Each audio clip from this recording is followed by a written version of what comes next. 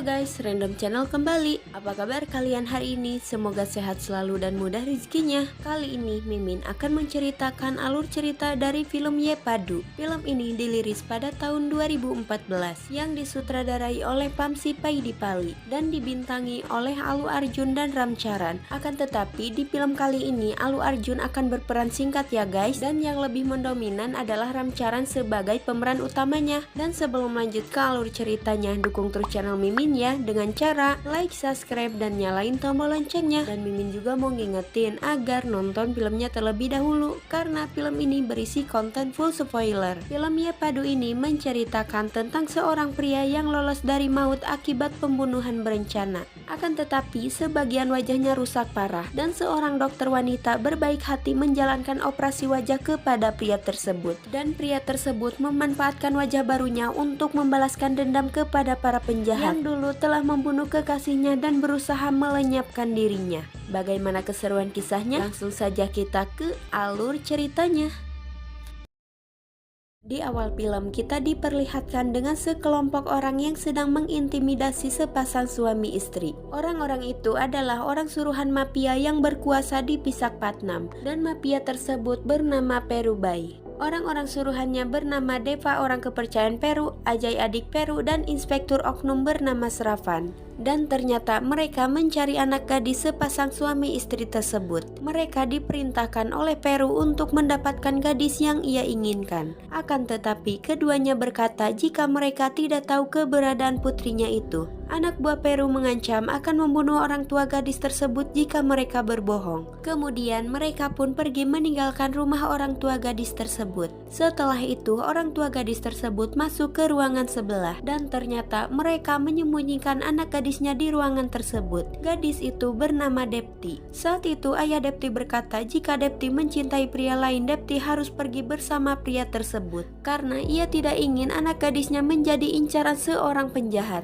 Kemudian Depti menemui kekasihnya yang bernama Satya. Saat itu Satya marah mendengar kekasihnya menjadi incaran seorang penjahat. Namun Depti dapat meredamkan amarahnya. Lalu Depti mengusulkan agar mereka segera menikah. Keesokan harinya Satya dan Depti mendatangi kuil untuk menikah. Saat itu Peru dan anak buahnya datang. Lalu Satya dan Depti berusaha melarikan diri. Akan tetapi mereka pun terkepung. Kemudian Satya menghajar semua anak buah Peru.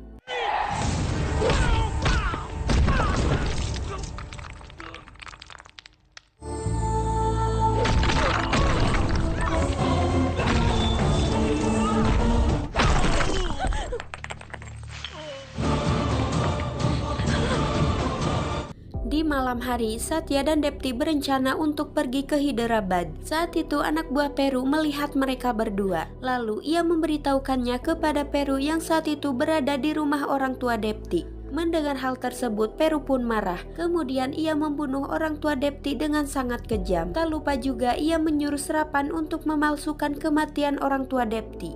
Scene berpindah ke Satya. Di tengah perjalanan, bis yang ditumpangi Satya dan Depti dihadang oleh beberapa mobil. Saat itu Ajay, Deva, dan Sravan masuk ke dalam bis untuk mencari Satya dan Depti. Kemudian perkelahian pun terjadi di dalam bis.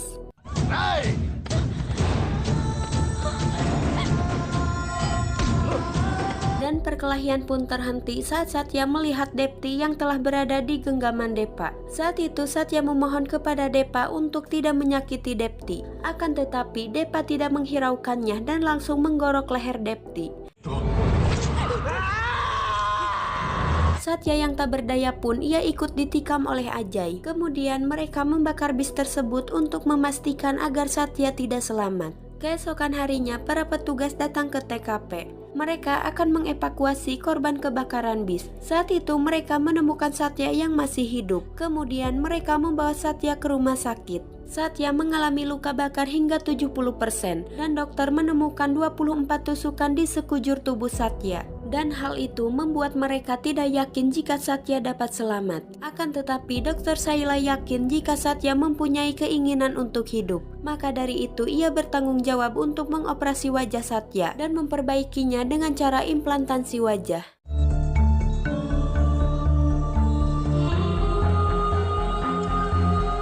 10 bulan kemudian Satya sadar dari komanya dan terbangun dengan keadaan gelisah. karena ia mengingat pembunuhan yang terjadi kepada Depti. Melihat hal tersebut, suster panik dan langsung memanggil Dokter Saila. Saat itu Dokter Saila meminta Satya untuk tenang. Ia berkata jika ia telah memberikan kehidupan baru kepada Satya. Mendengar hal tersebut, Satya pun terdiam. Kemudian Dokter Saila menyuruh suster untuk membuka perban yang membaluti wajah Satya. Saat itu Satya terkejut melihat wajahnya yang tak kalah cakep. Selang beberapa waktu ketika suster akan memberi makan Satya, Satya sudah tidak ada di kamarnya. Kemudian suster memanggil Dokter Saila dan ternyata Satya pergi meninggalkan rumah sakit. Namun tak lupa Satya mengucapkan terima kasih kepada dokter yang ada di sana melalui selembar kertas. Satya mengenang kebersamaannya dengan Depti dan ia sangat kehilangan kekasihnya itu. Suatu hari Satya mengintai keseharian Peru dan antek-anteknya untuk membalaskan dendamnya. Lalu Satya pun kembali ke Pisakpatnam dan pulang ke rumahnya. Saat itu ia bertemu dengan seseorang yang akan menjual rumah Satya. Orang tersebut bernama Babu yang merupakan paman Satya. Babu yang tak mengenali wajah Satya, ia bertanya, "Siapa kamu?" Lalu Satya memperkenalkan dirinya dengan nama Ram dan mengaku sebagai sahabat Satya. Kemudian Satya masuk ke rumahnya. Saat itu Babu merasa heran karena Ram mengetahui seluk-beluk rumah itu. Bahkan ia mengetahui jika ada ruangan rahasia di balik lemari. Lalu Babu bertanya untuk apa Ram datang ke Pisakpatnam. Ram menjawab, "Aku di sini untuk membunuh 4 orang." Babu pun terkejut mendengar hal tersebut. Setelah itu Satya pun mulai menempelkan foto-foto target orang yang akan ia bunuh. Di antaranya Depa, Ajay, Serapan, dan Peru. Satya mulai merencanakan aksinya dengan menentukan target pertamanya yaitu Deva. Singkat cerita, Satya melihat Depa ada di pasar yang sedang mencari wanita. Wanita tersebut bernama Sruti. Saat itu ia meminta tolong kepada Satya karena ia telah diincar oleh Peru dan anak buahnya. Mendengar nama Peru, Satya pun penasaran. Kemudian Sruti menceritakan jika ia pernah bertemu dengan Peru. Ia suka dengan tubuh Peru yang atletis dan ia bermaksud mengabadikan momen bersama Peru dengan berfoto. Tak disangka ternyata Peru menginginkan Sruti. Hingga sampai sekarang ia terus mengejar-ngejar Sruti. Saat itu Satya memperkenalkan diri kepada Sruti dengan nama Ram juga. Satya memberinya sebuah ide. Ia berkata jika ia akan ada di dekatnya dan berpura-pura menjadi kekasihnya. Dan akhirnya Sruti pun menyetujui idenya itu. Padahal Satya hanya memanfaatkan Sruti agar ia dapat membalaskan dendam kepada Peru dan anak buahnya. Suatu hari teman Depa melihat Satya bersama Sruti. Lalu ia memberitahukannya kepada Depa. Kemudian Depa memperingatkan Satya. Akan tetapi Satya malah memancing Depa agar menemuinya. Suatu hari saat akan pergi dari rumahnya, Babu bertanya kemana Satya akan pergi. Kemudian Satya berkata jika ia akan membunuh seseorang yang ada di foto itu. Singkat cerita, Depa pun terpancing dan akhirnya Satya membawanya ke gedung kosong. Satya menghajarnya hingga Depa pun pingsan. Di tempat lain, Peru mendapatkan amplop yang berisikan foto Depa dengan tulisan angka 1. Beralih ke Satya. Di sana Satya mengikat Depa dan membelitnya dengan kabel yang sudah dialiri listrik. Saat itu Peru menelpon Depa. Depa pun memberitahukan jika ada yang menyandranya. Kemudian Peru memerintahkan anak buahnya untuk mencari Depa. Di sisi lain, Depa bertanya siapakah Ram ini. Ia juga memohon kepada Ram agar Ram tidak membunuhnya. Kemudian Ram memberitahunya bahwa ia adalah Satya. Dulu ia juga pernah memohon agar Depa tidak membunuh Depti. Akan tetapi Depa tidak menghiraukannya dan sekarang giliran Depa. Satya juga akan melakukan hal yang sama kepada Depa dan akhirnya Depa dibunuh dengan cara disetrum.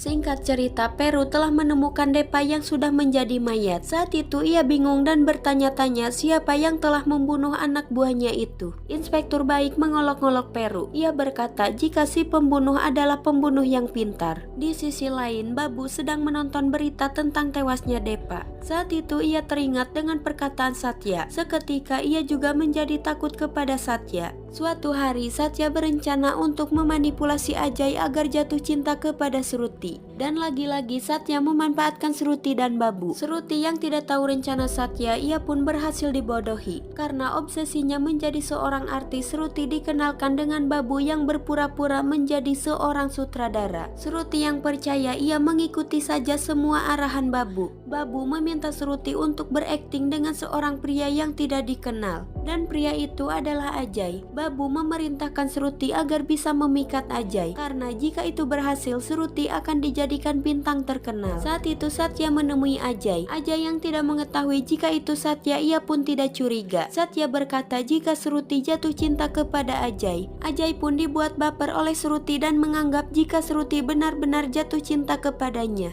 Semakin lama mereka pun semakin dekat. Begitupun dengan Shruti karena ia menganggap jika itu adalah akting. Lalu Satya pun berhasil memanfaatkan kedekatan mereka. Dan target kedua pun telah direncanakan. Satya melaporkan kehilangan seseorang kepada Inspektur Serapan. Serapan yang tidak mengenali wajah baru Satya, ia pun bertanya, siapakah orang yang hilang itu? Lalu Satya menunjukkan foto Depti. Ia berkata jika ia sudah kehilangan Depti 10 hari yang lalu. Serapan yang melihat foto Depti, ia pun panik dan bingung karena ia telah membunuh Depti 10 bulan yang lalu. Serapan yang bingung, ia pun langsung menghubungi Peru. Peru meminta agar Serapan menahan Satya. Akan tetapi Satya keburu kabur. Lalu Serapan mengikutinya. Kemudian Satya membawa Serapan ke sebuah mall. Saat itu Serapan bertanya siapa Ram sebenarnya. Satya pun menjawab kalau dirinya adalah Satya. Kemudian Serapan hendak membunuh Satya. Beruntungnya Satya dapat melumpuhkannya lalu membunuhnya dengan cara menggantungnya.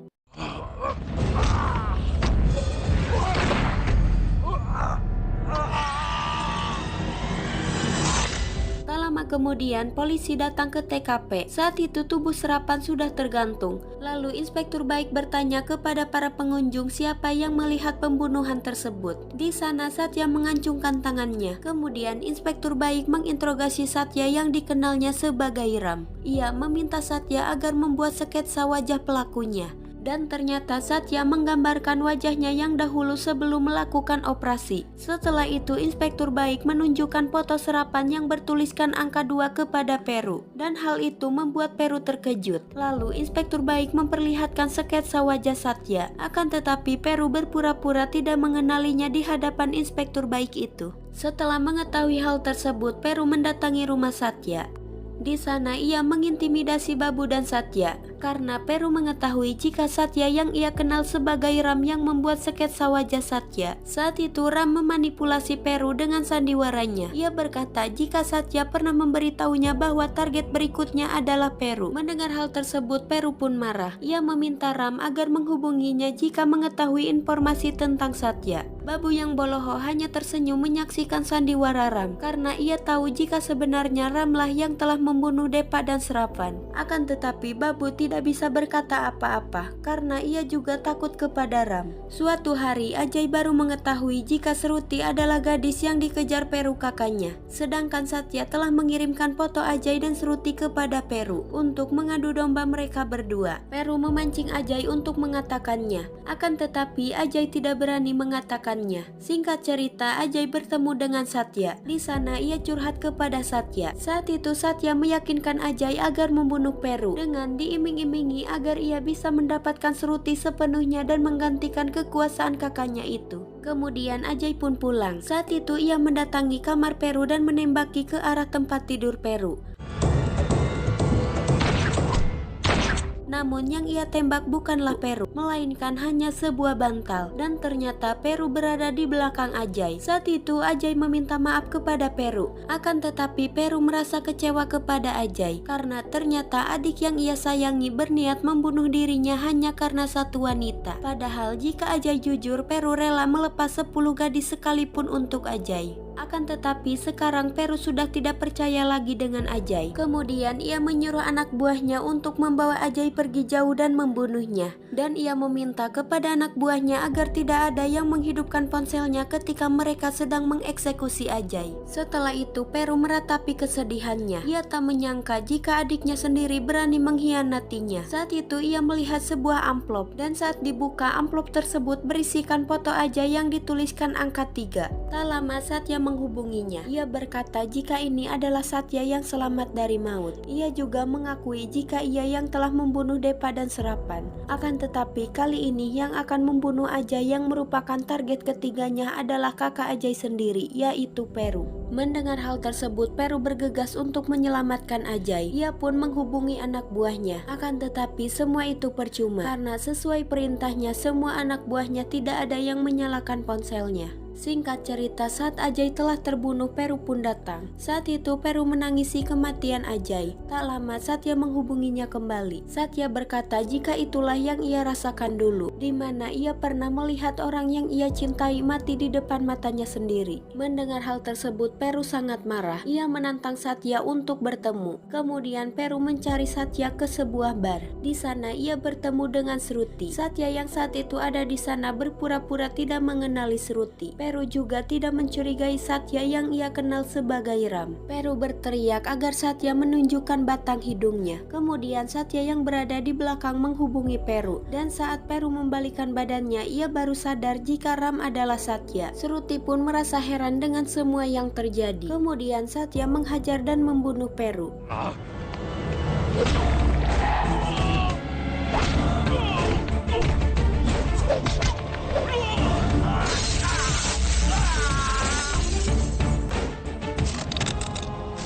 బతకాలని ఆశగా ఉంది.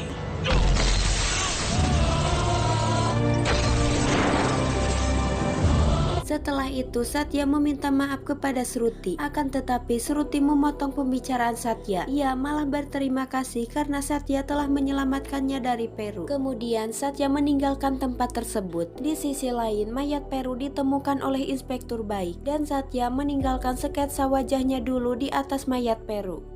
Setelah dendamnya terbalaskan, Satya berniat pergi dari Visakhapatnam untuk memulai hidup baru. Akan tetapi saat di perjalanan seseorang mencoba menyerang Satya.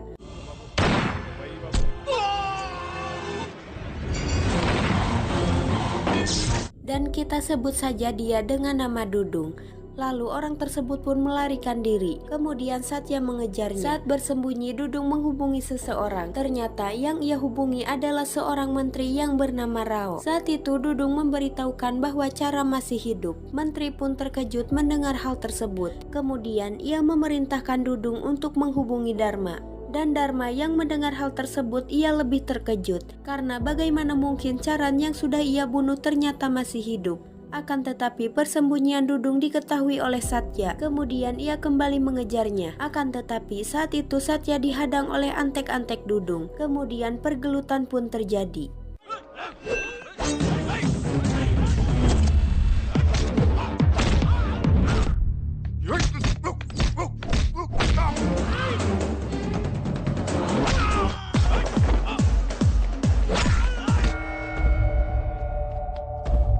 Setelah itu Dudung kembali melarikan diri. Akan tetapi nasib buruk, ia malah tertabrak truk hingga meninggoy.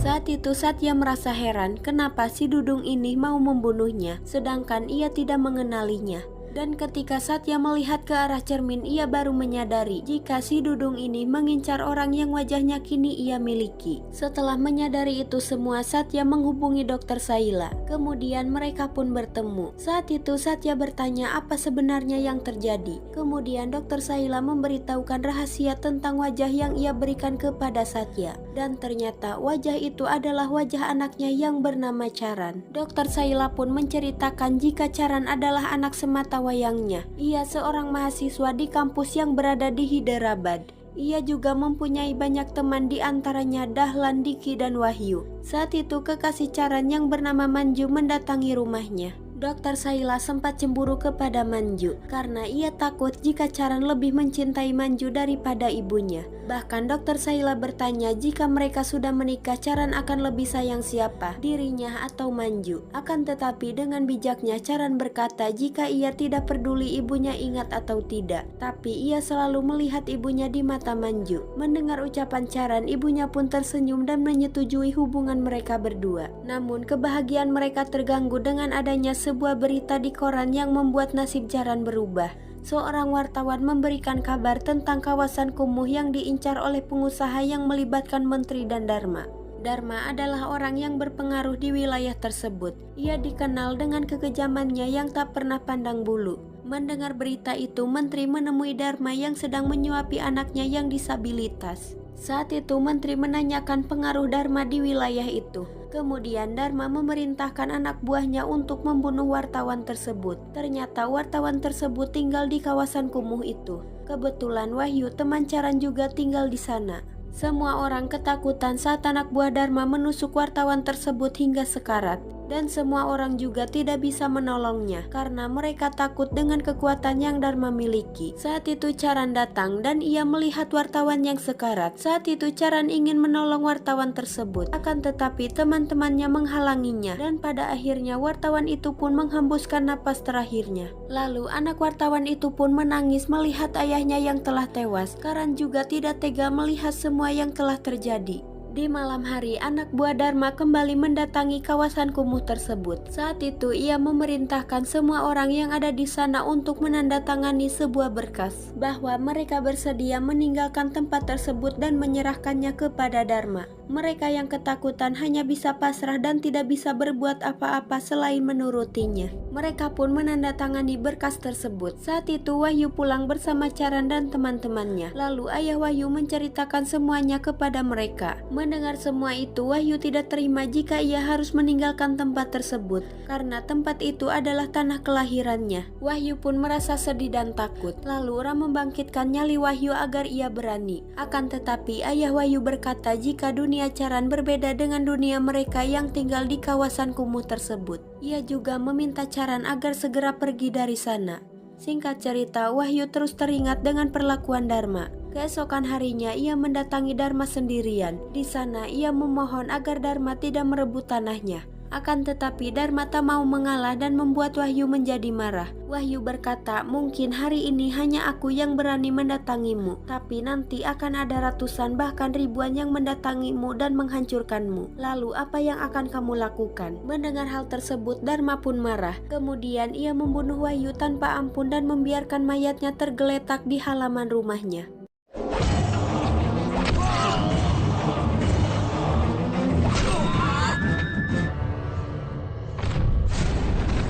Kematian Wahyu sangat menjadi pukulan bagi keluarganya dan orang-orang di kawasan kumuh itu. Ayah Wahyu menyalahkan Charan dengan apa yang telah terjadi kepada anaknya. Dan mereka tidak bisa mengkremasi Wahyu dengan layak karena Dharma telah menyandra mayatnya. Mendengar semua itu, Charan pun marah karena sahabatnya harus mengalami kekejaman Dharma. Kemudian ia mendatangi rumah Dharma sendirian dengan menghancurkan gerbang. Hal tersebut membuat Dharma terkejut. Saat itu Charan melihat mayat Wahyu yang tergeletak bagaikan bangkai. Lalu Charan hendak membawanya pulang. Akan tetapi anak buah Dharma menghentikannya. Charan yang murka, ia pun menghabisi semua anak buah Dharma.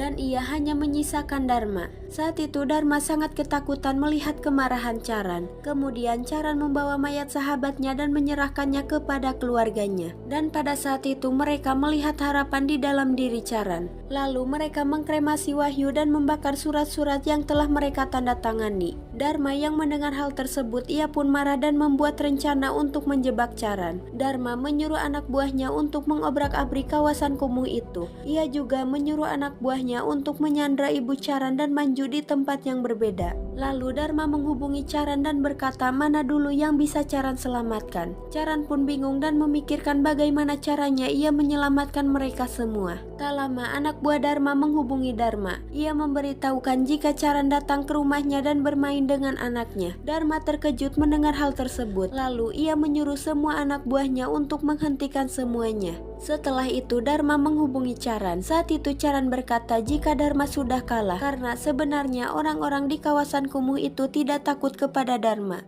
Lalu Dharma menantang Charan untuk membuktikannya. Kemudian mereka semua berkumpul di kawasan kumuh tersebut. Saat itu Charan membangkitkan rasa percaya diri mereka agar mereka tidak takut kepada Dharma. Dharma juga sempat mengolok-olok warga di sana karena tidak ada yang berani kepadanya. Kemudian ayah Wahyu maju dan menendang Dharma hingga Dharma pun terjatuh. Lalu disambung oleh anak wartawan yang telah menjadi korban. Kemudian semua warga melawan Dharma dan anak buahnya.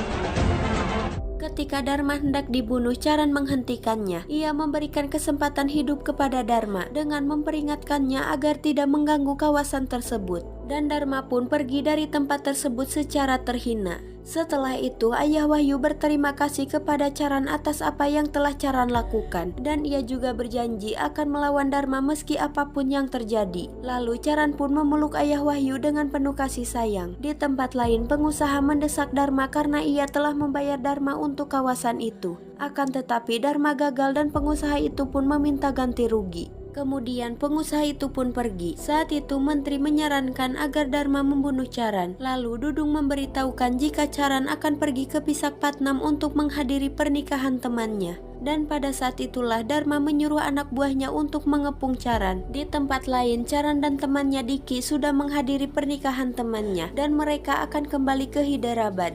Dan ternyata bis yang ditumpangi Charan sama dengan bis yang ditumpangi Satya. Lalu di tengah perjalanan, bis yang mereka tumpangi dihadang oleh beberapa mobil. Dan ternyata yang menghadang bis itu sebenarnya adalah anak buah Dharma. Saat Charan menyadarinya, ia meminta Diki untuk menunggunya di dalam bis dan ia akan pergi keluar untuk menghadapi anak buah Dharma. Namun tak disangka ternyata Diki malah menikamnya dengan pisau. Charan tak mengerti mengapa Diki tega melakukan itu kepadanya. Saat itu Diki berkata jika ia membunuh Charan maka Dharma menjanjikan akan membantu Diki masuk ke dunia politik yang selama ini Diki impikan. Dan saat Diki akan menikamnya kembali, Charan pun menepisnya. Lalu anak buah Dharma akan menyerangnya. Charan pun keluar dari bis. Kemudian pergelutan pun terjadi lagi.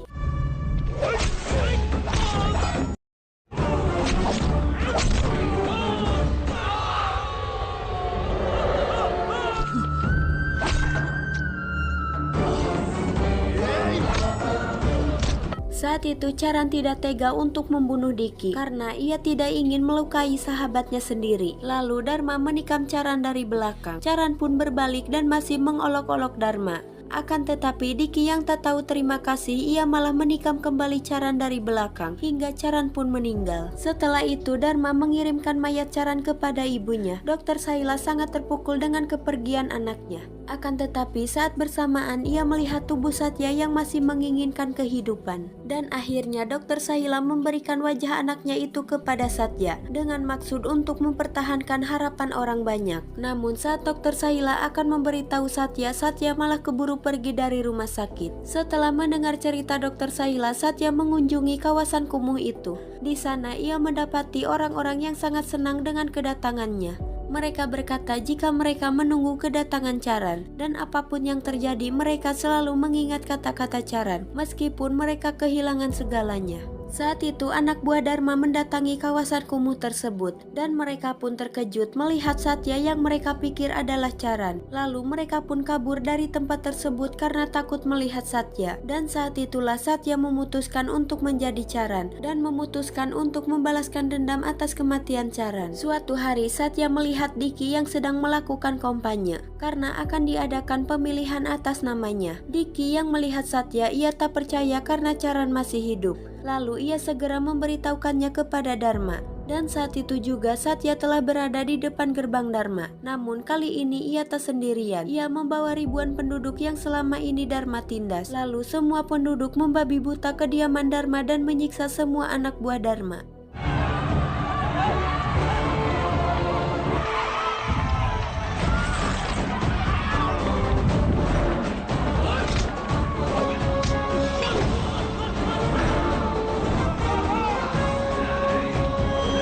Saat itu Dharma menyandra Dr. Saila. Ia mengancam akan membunuh Dr. Saila jika Satya yang ia pikir Charan berani mendekatinya. Namun tak disangka Dharma ditikam oleh Diki. Diki yang otaknya memang pengkhianat, ia juga mengkhianati Dharma karena ia diiming-imingi kehidupan oleh Satya. Akan tetapi Dharma menikam leher Diki yang membuatnya sekarat. Lalu Dharma menyerang Satya dengan pedangnya. Akan tetapi ia salah sasaran, ia malah menusuk menteri. Kemudian Charan menendang mereka berdua hingga mereka pun jatuh ke hadapan para warga. Warga murka melihat Dharma, kemudian mereka mengeroyok Dharma hingga Dharma pun meninggoy.